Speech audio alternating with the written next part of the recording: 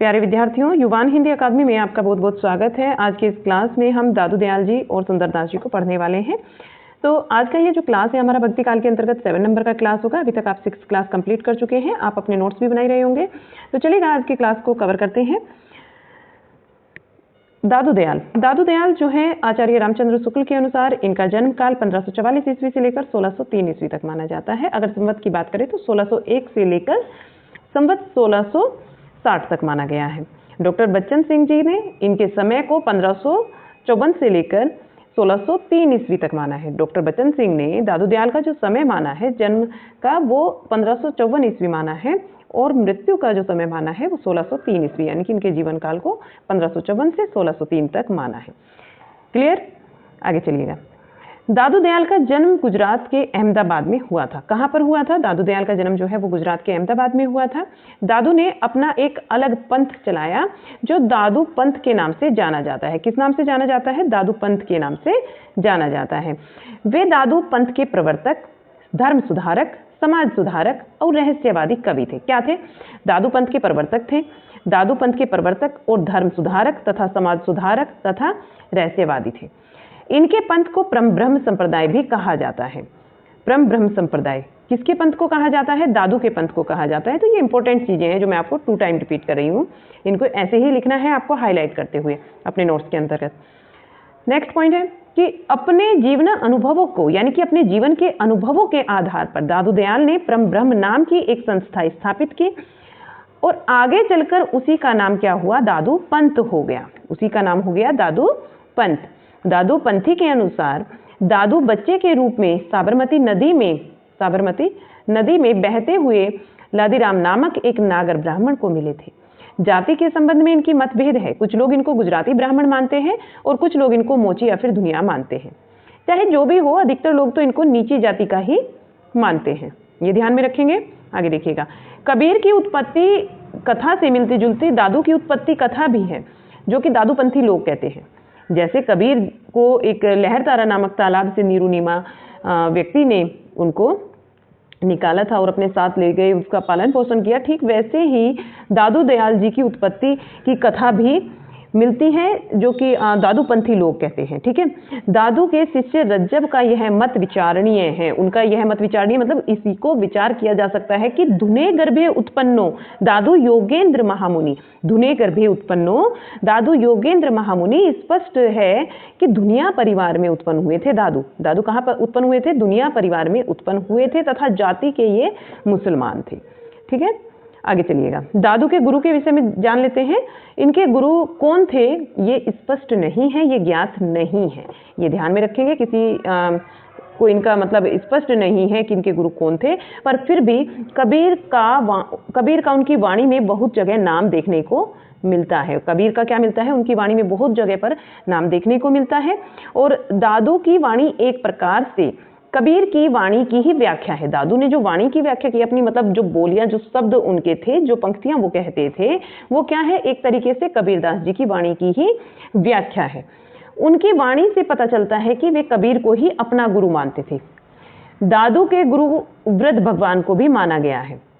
जन गोपाल ने जन्म लीला पर्ची में इस मत का समर्थन किया है कि दादू दयाल जी के जो गुरु थे वो वृद्ध भगवान थे। ये किसमें इसके साक्ष्य मिलते हैं? जन गोपाल ने जन्म लीला पर्ची में इस मत का समर्थन किया है। दादू के गुरु कौन थे? वृद्ध भगवान थे। अगला पॉइंट देखिएगा। दादू की मृत्यु 1603 ईस्वी में भराने की पहाड़ी में हुई, अर्थात जयपुर के नरौना में हुई है। डॉक्टर बच्चन सिंह के अनुसार इनका जन्म स्थान गुजरात होते हुए भी कर्म स्थान इनका राजस्थान था। राजस्थान के नारायण गांव में इनकी मृत्यु बताई जाती है। नेक्स्ट, दादू को उनकी दयालुता के कारण दादू दयाल भी कहा जाता है। दादू को दादू दयाल क्यों कहा जाता है? उनकी दयालुता के कारण भी कहा जाता है। और अत्यधिक लोगों का मत है कि दादू मुसलमान धनिया थे, मुसलमान दुनिया थे। वे दादू क्या थे? विवाहित थे। दादू इनके विषय में, इनके जन्म मतलब जीवन के विषय में भी कुछ पॉइंट हैं जो जहाँ से क्वेश्चंस बनते हैं, तो वो भी देखिएगा। दादू क्या थे? विवाहित थे। इनके 2 पुत्र थे। एक का नाम था गरीबदास, दूसरे का नाम था मिस्किन दास। 2 पुत्र थे। दोनों के जो नाम थे गरीबदास और मिस्किन दास थे। दादू के 52 शिष्यों का उल्लेख किया गया है। जिसमें रज्जब और सुंदरदास जो हैं वो सर्व प्रमुख आते हैं। रज्जब और सुंदरदास सबसे ऊपर इनका नाम लिया जाता है। नेक्स्ट पॉइंट है कि दादू पंथ को कबीर पंथ की राजस्थानी शाखा भी कहा जा सकता है।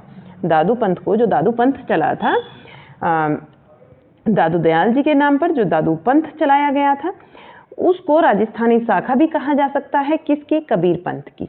नेक्स्ट पॉइंट है कि दादू की विचारधारा कबीर से प्रभावित थी, ये आपने जान ही लिया है। निर्गुण भक्त कवि होने पर भी इन्होंने सगुण स्वरूप को मान्यता दी है। इनकी व्याख्या ब्रज भाषा है। इनकी जो भाषा है, काव्य की जो भाषा है, वो काव्य की भाषा इनकी कैसी है? ब्रज भाषा है, जिसमें राजस्थानी और खड़ी बोली के शब्दों का भी मिश्रण मिलता है। नेक्स्ट है कि दादू की वाणियों का सर्वप्रथम संपादन हरडे वाणी शीर्षक से संत दास और जगन्नाथ दास, संत दास व जगन्नाथ दास ने किया है। ये दो व्यक्ति थे, एक का नाम था संत दास और दूसरे का नाम था जगन्नाथ दास। इन दोनों ने मिलकर संपादन किया है। किसका? दादू दयाल जी की वाणियों का किस नाम से किया है? हरडे वाणी के शीर्षक से किया है। इनके प्रसिद्ध शिष्य रज्जब ने इनकी वाणी का जो संकलन किया है वो अंगवधू के नाम से किया है। ये इनके दूसरा काव्य संकलन है दादू दयाल का। अब दादू दयाल जी की जो रचनाएं हैं उनको देख लीजिएगा। हरडे वाणी है और अंगवधू है। हरडे वाणी के संकलन करता है संत दास प्लस जगन्नाथ दास। प्लस का क्यों साइन लगा है? क्योंकि ये दोनों व्यक्ति हैं, संत दास जी और जगन्नाथ दास जी। अंगवधू के संकलन करता रज्जब अली खां है। रज्जब का पूरा नाम है रज्जब अली खां। कई बार पूरा नाम भी पूछ लिया जाता है, तो इसे भी ध्यान में रखेंगे। तो आपने यहाँ तक देखा और यहाँ आपने दादू दयाल जी को जो है कंप्लीट कर लिया है। अब हम लोग जो पढ़ेंगे वो पढ़ेंगे सुंदरदास जी को। सुंदरदास ऐसे ही हेडिंग लगाना है आपको। सुंदरदास आज ही की क्लास में कंप्लीट हो जाएगा। इनका जो समय है वो 1596 ईस्वी से लेकर 1689 ईस्वी तक माना जाता है। संवत में अगर बात करते हैं तो 1653 से लेकर संवत 1746 तक माना गया है। सुंदरदास के गुरु कौन थे? दादू दयाल थे। सुंदरदास जी के गुरु कौन थे? दादू दयाल थे। इनके गुरु इंपॉर्टेंट है, याद रखेंगे। सुंदरदास का जन्म जयपुर राज्य की पुरानी राजधानी धौसा, इनका जन्म स्थान पूछ लिया जाता है सुंदरदास जी का, तो याद रखेंगे कि जन्म कहाँ पर होता है। इनका जन्म स्थान क्या है? धौसा है। और धौसा जो है ये जयपुर राज्य की पुरानी राजधानी थी। यहाँ के परमानंद खंडेलवाल के यहाँ पर हुआ था। परमानंद खंडेलवाल कोई व्यक्ति थे वहाँ के, ठीक है। और उनके यहाँ पर इनका जन्म होता है जयपुर की राजधानी धौसा में, पुरानी राजधानी जो थी। इनके गुरु दादू दयाल हो चुके हैं, आपने जान लिया। ये जाति के खंडेलवाल थे। जाति से क्या थे? सुंदरदास जी खंडेलवाल थे। इनके पिता का नाम परमानंद था तथा माता इनकी सती थी। इनके पिता का नाम क्या था? परमानंद था और माता का नाम क्या था? सती था। तो जहाँ स्पेशल आपको लिखा दिखाई दे माता पिता का नाम, पत्नी का नाम, पुत्रों के नाम, वे आपको याद रखने हैं। कई बार थोड़ा डीपली जाकर जीवन से संबंधित भी क्वेश्चन बन जाते हैं। आगे देखिएगा। सुंदरदास जी निर्गुण कवियों में सर्वाधिक शास्त्रज्ञ एवं सुशिक्षित थे। सुंदरदास जी निर्गुण कवियों में सर्वाधिक शास्त्रज्ञ थे और सुशिक्षित थे। निर्गुण पंथ में यही एक ऐसे संत हुए हैं जिन्हें सचमुच समुचित शिक्षा मिली थी, जिन्हें जो है समुचित शिक्षा मिली थी, जिन्हें शास्त्रों का ज्ञान था, जो शिक्षित हुए थे। दादू के प्रसिद्ध शिष्य रज्जब इनके गुरु भाई थे। सुंदरदास जी के गुरु भाई कौन थे? रज्जब थे। और रज्जब भी जो है वो दादू दयाल जी के शिष्य थे। अगला जो पॉइंट है उसे देखिएगा। जब सुंदरदास 6 वर्ष के थे, कितने वर्ष के थे? 6 वर्ष के थे, तब दादू धौसा में गए थे। तब ही से ये दादू दयाल के शिष्य हो गए थे। इन्होंने दादू दयाल को अपना गुरु मान लिया था। और जब दादू दयाल का देहांत हुआ तब ये नराना में रहे। तब ये कहाँ रहे? नराना में रहे हैं। नेक्स्ट पॉइंट है कि 30 वर्ष की अवस्था तक सुंदरदास संस्कृत, व्याकरण, वेदांत और पुराण आदि पढ़ते रहे। 30 वर्ष की अवस्था तक तो ये पढ़ते ही रहे। और इन्होंने कितनी चीजें पढ़ी? संस्कृत को पढ़ा, व्याकरण को पढ़ा है, वेदांत और पुराण आदि को पढ़ा है। आगे चलिएगा। संस्कृत के अतिरिक्त ये फारसी भी जानते थे। 1689 ईस्वी में सांगानेर में सुंदरदास जी की मृत्यु हुई। कहाँ पर हुई है? सांगानेर में हुई है। इनका डील डोल बहुत ही अच्छा था, रंग गोरा था और रूप बहुत सुंदर था। स्वभाव इनका कोमल और मृदुल था। ये बाल ब्रह्मचारी थे। क्या थे? बाल ब्रह्मचारी थे और स्त्री की चर्चा से सदा ही दूर रहते थे। श्रृंगार रस की रचनाओं के ये कट्टर विरोधी थे। अर्थात सुंदरदास जी जो हैं वो श्रृंगार रस का खुलकर विरोध किया। इन्होंने श्रृंगार रस का क्या किया है?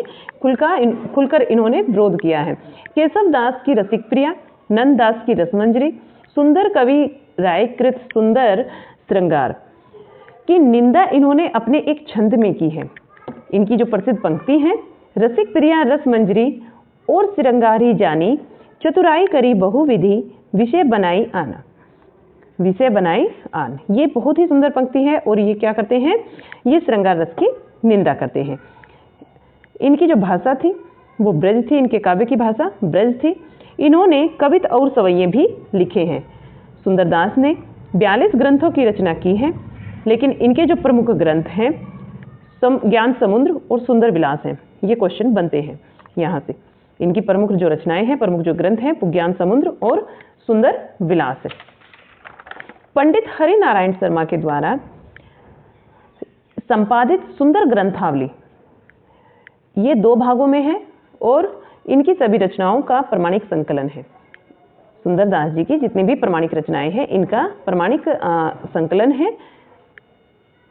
यहाँ पर आपका जो सुंदरदास जी है ये कंप्लीट हो जाते हैं। आज की क्लास में हमने दादू दयाल और सुंदरदास को कंप्लीट कर लिया। अब हम आपसे नेक्स्ट क्लास में मिलेंगे, जिसके अंतर्गत हम पढ़ेंगे रज्जब अली खां को, मलुकदास जी को और कुछ अन्य कवि हैं जो कि बहुत छोटे छोटे, उनके विषय में हमें बहुत कम कम जानना है, तो वो भी यहाँ पर कवर कर लेंगे। चलिएगा, फिर मिलते हैं आपसे एक नई क्लास में। तब तक के लिए बाय बाय।